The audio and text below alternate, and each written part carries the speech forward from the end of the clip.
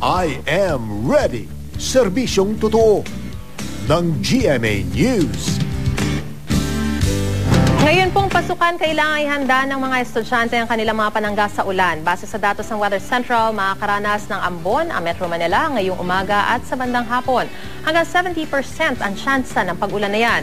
Pero mananatiling maalinsangan po ang panahon sa NCR kung saan posibleng umabot sa 41 degrees Celsius ang init factor o damang init.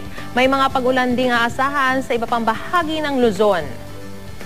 Gaya sa Baguio City kung saan mas maraming ulan ang posibleng bumuhos doon pagsapit ng gabi.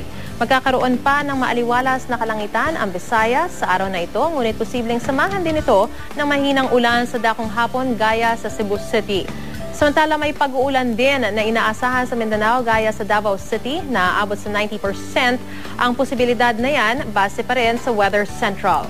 Mas maraming ulan ang mararanasan sa Northern Mindanao region tulad sa mga lungsod na Marawi at Ozamis.